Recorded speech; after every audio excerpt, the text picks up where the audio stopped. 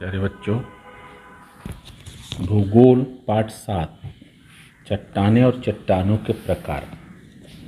ये विभिन्न प्रकार के पत्थर आप देखते होंगे, तो वो बहुत प्रकार के पत्थर, तरह तरह के पत्थर, तरह तरह की उनकी बनावट रचना होती है। तो इस प्रकार से चट्टानों के बहुत सारे प्रकार होते हैं और हम उनको इस पाठ में जानेंगे। ये देखिए, चट्टान, बड़े बड़े पहाड़ आपने देखे हैं, चट्टानों को तोड़ने की मशीन है। इस प्रकार की चट्टानें बहुत तरह से आप देखते होंगे। 7.1 दिए गए चित्रों का निरीक्षण करो और निम्न प्रश्नों के उत्तर दो। तो ये चित्र देख करके आपको बताना है कि ये चट्टानें कैसी हैं। चित्र है, पहाड़ किससे बना हुआ है? पहाड़, वह में क्या किया जा रहा है? तोड़ा जा रहा है पहाड़। चित्रकार में तुम्हें क्या दिखाई? विभिन्न प्रकार के पत्थर निकले हुए हैं। पूरे तीनों चित्रों का एक दूसरे के साथ क्या संबंध होना चाहिए? ये चित्रों क्या संबंध होना चाहिए? चित्र अ और क के घटकों का उपयोग हम किसके लिए करते हैं? अ और क, ये देखो, जैसे हम पत्थरों से मकान बनाते हैं, तमाम तरह की चीज़ें पत्थरों से हम करते हैं। अपने परिसर के पहाड़ों, नदी के पाटों और भूमि में से विविध प्रकार के रंगों के और आकारों के पत्थर इकट्ठे करो। इन पत्थरों का निरीक्षण करो, निम्न जानकारी अंकन करो। वह स्थान कहाँ वो पत्थर मिला, जहाँ पत्थर मिला उस स्थान का नाम। पत्थर का रंग कैसा है, पत्थर दिखाई देने वाले धब्बे, उसके रंग, पत्थर का भार अनुमानतः कैसा है, हल्का है, भारी है, छिद्रिल है, पर्तिला है। पत्थर की कठोरता, कठिन, भुरभुरा है, मध्यम है। पत्थर की संरचना, अखंड परतें हैं, पोपड़ा है। पत्थर की सच्छिद्रता। तुमने इकट्ठे किए पत्थर और उनसे संबंधित जानकारी का लेखन शिक्षकों को दिखाओ, विचार विमर्श करो और उस पर चर्चा करो। ठीक है। भौगोलिक स्पष्टीकरण। पृथ्वी के भूपृष्ठ का बाहरी कवच, भूमंडल, कठोर है। वह मृदा और चट्टानों से बना हुआ है। यह हमने पिछली कक्षा में पढ़ा। पिछली कक्षा में देखा कि भूमंडल बहुत कठोर है, कठोर चट्टान से बना हुआ है। और वह कठोरता, कभी कभी क्या होता है कि पृथ्वी पर जगह जगह ज्वालामुखी के विस्फोट होते हैं और उससे लाख, लावा, मैग्मा, तमाम चीज़ें बाहर आती हैं। ठीक है। पृथ्वी के ऊपर और उसके नीचे की चट्टानें पाई जाती हैं। पृथ्वी के ऊपर और उसके निचले भूमंडल से निर्मित खनिजों के मिश्रण को चट्टान कहते हैं। पृथ्वी के अंदर जो खनिज हैं, पृथ्वी के अंदर का तापमान बहुत ज़्यादा है, तो वहाँ पर बहुत सारी चीज़ें पिघली हुई अवस्था में है। चट्टानों का निर्माण प्राकृतिक प्रक्रिया द्वारा होता है। प्राकृतिक प्रक्रिया द्वारा धीरे धीरे इनका निर्माण होता है। चट्टानों में पाए जाने वाले खनिज पदार्थ, खनिजों की मात्रा और खनिजों के एकत्रित आने की प्रक्रिया पर चट्टानों के गुणधर्म निर्भर होते हैं। किस प्रकार से उनकी बनावट है और कौन कौन से खनिजों को मिश्रित करके वो चट्टान बना हुआ है, तो ये सब बातें बहुत अलग अलग चट्टानों में दिखाई पड़ती हैं। चट्टानों में प्रमुखतः सिलिका, एल्युमिनियम, मैग्नीशियम और लौह खनिज पाए जाते हैं। ये खनिज उसमें मिश्रित होते हैं, उससे चट्टानें बनती हैं। इसके अतिरिक्त चट्टानों में अन्य खनिज भी पाए जाते हैं। सदैव ध्यान में रखो, चट्टान को पत्थर, पाषाण, शैल भी कहते हैं। शैल माने शिला या पत्थर या पाषाण भी चट्टान को कहा जाता है। चट्टानों के प्रकार। निर्माण प्रक्रिया के आधार पर चट्टानों के 3 प्रमुख प्रकार हैं। नंबर 1, आग्नेय चट्टानें, अवसादी चट्टानें और रूपांतरित चट्टानें। 3 प्रकार की हैं। आग्नेय चट्टानें ये मूल चट्टानें होती हैं। अवसादी चट्टानें अस्तरित होती हैं। अस्तरित मैंने उनमें अस्तर पाए जाते हैं, विभिन्न प्रकार की परतें होती हैं, क्योंकि वो विभिन्न प्रकार की चट्टानों के स्फटिकरण से बनती, इसलिए उसमें परतें आती हैं। रूपांतरित चट्टानें आगे हम देखेंगे विस्तार से कि कौन सी चट्टान किस प्रकार से बनती है। क्या तुम जानते हो, पृथ्वी के आंतरिक भाग में प्रचंड तापमान होता है।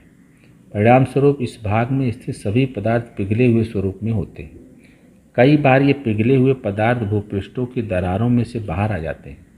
इसे ज्वालामुखी कहते हैं। ज्वालामुखी के विस्फोट द्वारा लावा, गैस, धूल कण, राख आदि पदार्थ बाहर आते हैं।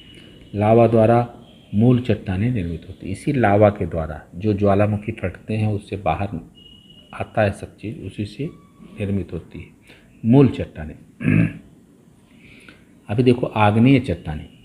ज्वालामुखी के उद्गार के समय भूपृष्ठ के नीचे मैग्मा और भूपृष्ठ के ऊपर लावा ठंडा होता जाता है और उसका घनीभवन होता है। इस प्रक्रिया द्वारा निर्माण होने वाली चट्टानों को आग्नेय चट्टान कहते हैं। जब ज्वालामुखी फटता है तो उसमें बहुत सारे लाख, लावा, मैग्मा इत्यादि निकलता है और वो पिघल करके आसपास के क्षेत्रों में बहता है और धीरे धीरे जब वो ठंडा होता है, उसका घनीभवन होता है, तो उस प्रकार से जो चट्टान बनती है उसे हम आग्नेय चट्टान कहते हैं।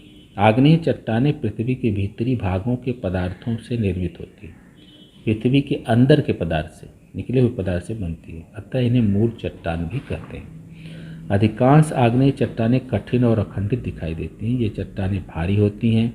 आग्नेय चट्टानों में जीवाश्म पाए नहीं जाते। आग्नेय चट्टानों में जीवाश्म नहीं पाए जाते क्योंकि वो तपते हुए, पिघले हुए पदार्थों के रूप में वो बाहर आती है और धीरे धीरे शांत होकर के घनीभवन होकर बनती है, इसलिए मूल चट्टान है और उसमें जीवाश्म नहीं पाए जाते। क्या तुम जानते हो झावा? झावा देखा होगा।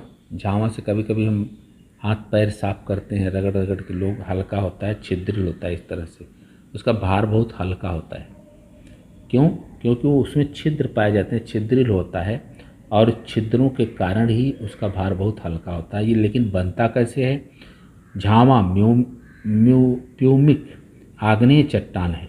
वह चट्टान ज्वालामुखी से निकलने वाली झाग से बनता है। ज्वालामुखी जब बाहर आता है तो एकदम तपता रहता है, मैग्मा पिघला हुआ, तो उससे जो झाग बनता है, उसी झाग से ये प्यूमिक चट्टान झावा बनता है। इस चट्टान की घनता कम होने से यह पानी पर तैरती, और ये इतना हल्का होता है कि पानी पर तैरता है। महाराष्ट्र के अनेक पर्वतीय गढ़ों में जलाशय अथवा शिलाएँ पाई जाती हैं। वास्तव में ये पत्थरों की खदानें हैं। इन खदानों से निकाले गए पत्थरों का उपयोग गढ़ के ऊपर निर्माण कार्य के लिए किया गया। खदानों के कारण बने हुए गड्ढों में पानी जमा करके तालाब और जलाशय बनाए जाते हैं। ठीक है, इस तरह से तालाब और जलाशय बनाए जाते हैं। थोड़ा विचार करो, महाराष्ट्र में गढ़ों के निर्माण के लिए किस चट्टान का उपयोग किया गया होगा और क्यों? आग्नेय चट्टानों का। अवसादी चट्टानें। तापमान में निरंतर होने वाले परिवर्तनों के कारण चट्टानें टूटती हैं। चट्टानों में से रिसने वाला पानी के कारण चट्टानों में स्थित खनिज घुलते हैं। इस प्रकार चट्टानों का अपक्षय होता है, फलस्वरूप चट्टानों के टुकड़े बनते हैं अथवा उनका बुरादा बनता है। तो ये जो तापमान में अंतर होता है, कभी अधिक गर्मी के कारण चट्टानें फट जाती हैं। फटने के कारण, उसमें पानी रिसने के कारण उसमें बहुत सारे खनिज और भी घुल जाते हैं। इस प्रकार चट्टानों का अपक्षय होता है, क्षरण होता है। उस क्षरण के द्वारा उसमें से बुरादा निकलता है, पतला पतला कण निकलता है। वही चट्टानों के ये कण नदी, हिमनदी, हवा आदि के द्वारा बहाव निचले स्तर बहते जाते और नीचे की तरफ नदी ले जाते हैं, उनको बहा करके उसी से जो रेत, बालू इत्यादि बनते हैं। उन कणों की एक परत संचित होती जाती है, ऊपर एक के परत एक ऊपर ऐसे संचित होती जाती है। इस संचयन प्रक्रिया का निचली परत पर प्रचुर दबाव निर्माण होता है। फलस्वरूप ये परतें एक दूसरे से जुड़कर अखंडित बन जाती हैं और अवसादी चट्टानों का निर्माण। अवसादी माने एक के ऊपर एक परत ऐसे अवसाद जमा होता है नदियों में, और इसी के कारण वो अवसादी चट्टानें बनती हैं। अवसादी चट्टानों को अस्तरित चट्टान भी कहते हैं। अवसाद चट्टानों में मिट्टी की परतें स्पष्ट रूप से दिखाई देती हैं। मिट्टी की ये परतें एक के ऊपर दूसरी संचित होते समय कई परतों में मृत प्राणियों और वनस्पतियों के अवशेष दब जाते हैं। मृत प्राणियों और वनस्पतियों के अवशेष भी इसमें दब जाते हैं, जिसके कारण उसमें जीवाश्म पाए जाते हैं। अतः अवसादी चट्टानों में जीवाश्म पाए जाते हैं। ये चट्टानें भार में हल्की और भुरभुरी होती हैं। सामान्यतः अवसादी चट्टानें सच्छिद्र होती हैं। बालुकामय चट्टानें, चूने की चट्टानें, पंकास्म, सेल, प्रवाल, ये अवसादी चट्टानें हैं। कुछ अवसादी चट्टानों में कोयले की परतें भी पाई जाती हैं, क्योंकि ये परतें जो धीरे धीरे जमती है, वो जमने के कारण उनमें तरह तरह की परतें पाई जाती हैं और बीच में मृत प्राणियों के अवशेष भी उसमें दब जाते हैं तो पाए जाते हैं। जीवाश्म दबे हुए मृत प्राणियों और वनस्पतियों के अवशेषों पर प्रचंड दाब आने के कारण उनकी छापें चट्टानों में उभर कर आते हैं। देखो यहाँ पर चट्टान के बीच में कोई मछली जैसा जानवर दब गया है, तो उसके कंकाल का यहाँ पर वो परतों के बीच में एक चित्र जैसा छप गया, अंकित हो गया है। इसी को कहते हैं जीवाश्म। माने कोई प्राणी या वनस्पति जब चट्टानों के अवसाद के बीच में, परतों के बीच में जम जाता है तो उसका कंकाल उसमें रहता है, तो उसे जीवाश्म कहते हैं।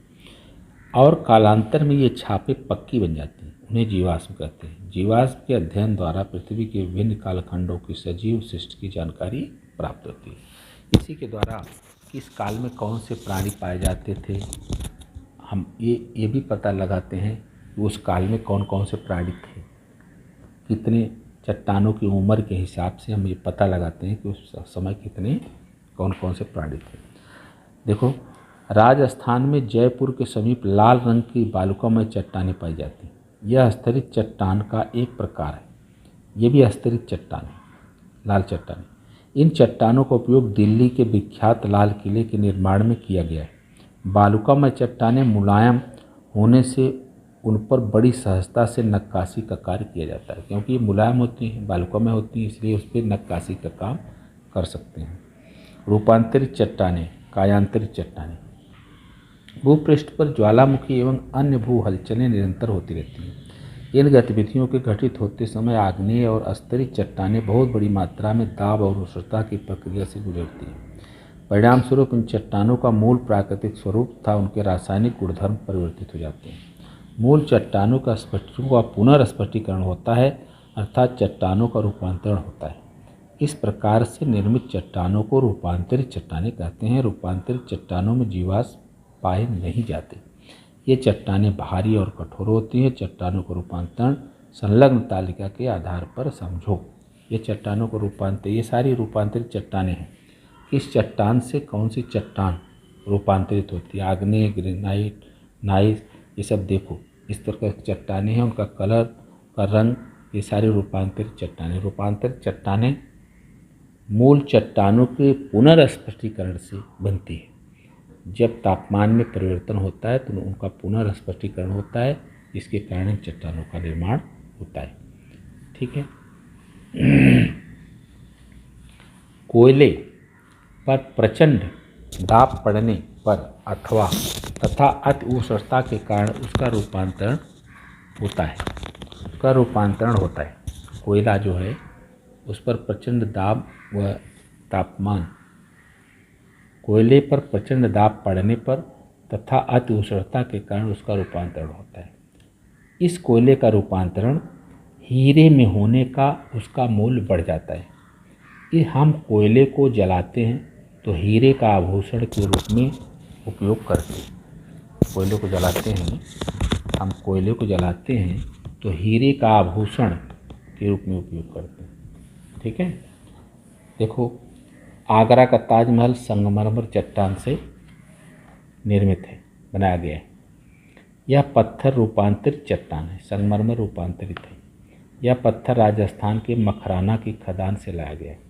मध्य प्रदेश में भेड़ा घाट, ये देखो भेड़ा घाट है, चित्र दिया हुआ है। मध्य प्रदेश में भेड़ा घाट में नर्मदा नदी में नौका विहार करते समय ध्यान में आता है कि इस नदी के तट संगमरमर पत्थरों से बने हैं। सूर्योदय, सूर्यास्त और पूर्णिमा की रात में ये तट जगमगा उठते हैं। सूर्योदय की जब रोशनी पड़ती है या चंद्रमा की रोशनी पड़ती है तो संगमरमर एकदम चमकता है, जगमगाहट होती है, सफ़ेद सफ़ेद एकदम। यह दृश्य बड़ा ही मनोहारी होता है, बहुत ही सुंदर लगता है, सफ़ेद सफ़ेद एकदम। हमारे महाराष्ट्र राज्य में प्रमुख रूप से पाई जाने वाली चट्टानों का वितरण 7.5 ये चित्र में दिखाया गया है। मानचित्र के आधार पर बेसाल्ट के अतिरिक्त अन्य कौन सी चट्टानें किन किन जिलों में पाई जाती हैं, उनकी सूची बनाओ। ज्वालामुखी के कारण निर्मित बेसाल्ट चट्टानों से महाराष्ट्र राज्य का बहुत बड़ा प्रदेश व्याप्त है। राज्य के पूर्वी भाग में और दक्षिण कोंकण में ग्रेनाइट चट्टानें पाई जाती है। दक्षिण कोंकण में लैटराइट मखराला चट्टानें पाई जाती है। अतः महाराष्ट्र राज्य के पूर्व में दक्षिण कोंकण में खनन व्यवसाय चलता है। बेसाल चट्टानों के विस्तीर्ण परतों के कारण महाराष्ट्र के अन्य क्षेत्रों में खनिज संसाधनों के बड़े भंडार पर्याप्त रूप में पाए नहीं जाते। अभी देखो ये महाराष्ट्र राज्य का चित्र है। यहाँ पर देखो ये ग्रेनाइट चट्टानें हैं, यहाँ पर ऐसे इन तीनों। और ये जो लैटराइट चट्टानें हैं अवसादी, ये कोंकण में, दक्षिण कोंकण में ये पाई जाती है। सिंधुदुर्ग रत्नागिरी जिले की में पाई जाती है। और ये बेसाल्ट चट्टानें पूरे महाराष्ट्र में देखो पाई जाती है, बेसाल्ट चट्टानें। तो इस तरह से महाराष्ट्र राज्य में कौन कौन सी चट्टानें कहाँ कहाँ पाई जाती हैं ये आप इस मानचित्र से समझ सकते हो। थोड़ा विचार करो। राकट देसा कड़खर देसा रगड़ांचा देसा, ओ बलशाली धरती दृढ़शाली धरती, पाषाणों की धरती। कविता की इस पंक्ति में महाराष्ट्र की दृढ़ता के लिए कवि के मन में क्या भाव होगा। यानी महाराष्ट्र दृढ़ प्रदेश है, बहुत ही मजबूत चट्टानों से बना हुआ है। लैटराइट चट्टानें हमारे महाराष्ट्र में कोंकण के तटीय क्षेत्र में लैटराइट चट्टान पाई जाती है। चट्टान मुख्यतः रत्नागिरी और सिंधुदुर्ग, अभी मैंने बताया लैटराइट चट्टानें यहाँ देखिए ये दिखाया गया है। ये लैटराइट चट्टानें लाल लाल होती हैं, रत्नागिरी और सिंधुदुर्ग जिले में पाई जाती है, कोंकण प्रदेश में। ठीक है, तुम क्या करोगे। अतीत की शिल्प कला में रुचि है।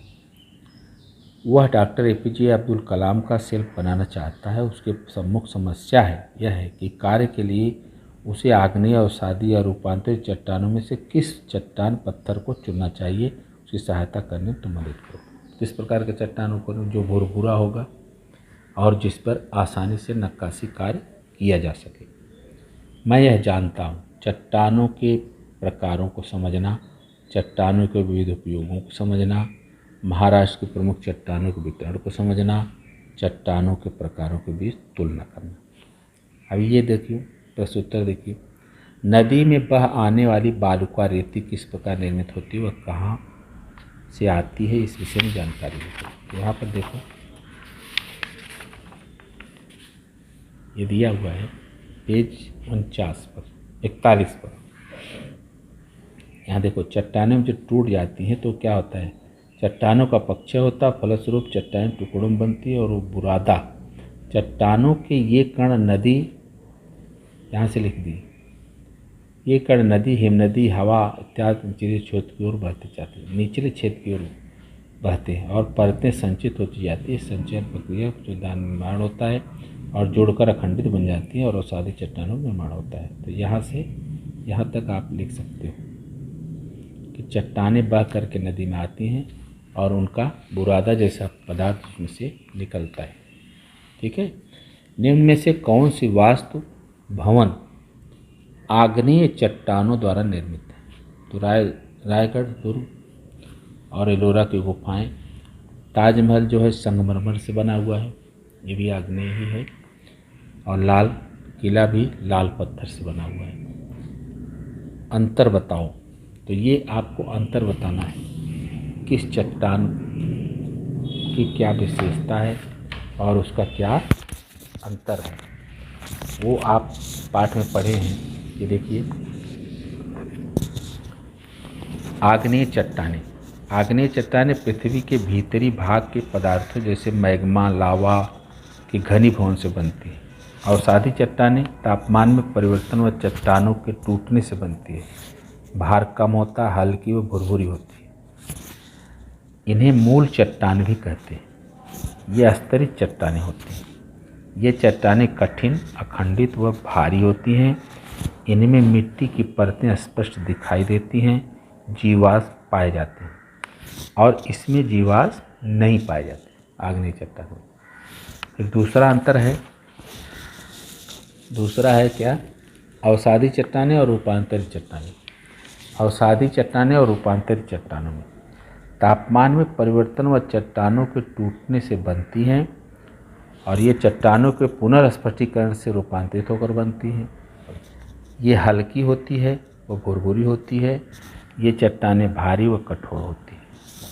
इसमें जीवाश्म पाए जाते हैं, इसमें जीवाश्म नहीं पाए जाते रूपांतरण। तो ये इस तरह से अंतर है। और लास्ट है आग्नेय चट्टान और रूपांतरित चट्टान। आग्नेय चट्टान और रूपांतरित चट्टान में क्या अंतर है? ये मूल चट्टानें होती हैं आग्नेय चट्टानें, और ये चट्टानों के पुनर्स्फटिकीकरण से बनती हैं, यानी मूल चट्टानों से ये रूपांतरित होती हैं। ये मूल चट्टान नहीं होती। ये बहुत कठिन भारी होती है, अखंडित होती है, टूटती नहीं जल्दी, और ये भारी और कठोर होती है। ये रूपांतरित चट्टान होती है। इसमें जीवाश्म नहीं पाए जाते, जीवाश्म इसमें भी नहीं पाए जाते हैं। तो ये अंतर है।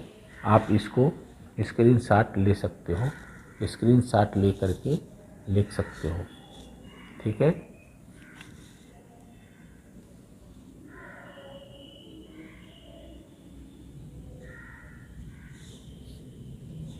ओके, धन्यवाद। अभी देखो, ये लास्ट प्रश्न है, महाराष्ट्र के निम्न स्थानों पर कौन सी चट्टानें प्रमुख रूप से पाई जाती है? मध्य महाराष्ट्र में देखो, ये मध्य महाराष्ट्र में ये कौन सी चट्टानें हैं? बेसाल्ट चट्टानें, बेसाल्ट। और दक्षिण कोक्कड़ में लैटराइट लाल चट्टान पाई जाती है।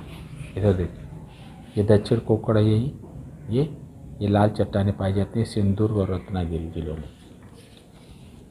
विदर्भ में ग्रेनाइट, विदर्भ में इधर ये देखो ग्रेनाइट चट्टानें पाई जाती हैं। यहाँ पर ये ग्रेनाइट चट्टान यहाँ दिखाया गया है। तो इस प्रकार से ये पाठ खत्म हुआ और इसका प्रश्नोत्तर आप लिखोगे। धन्यवाद।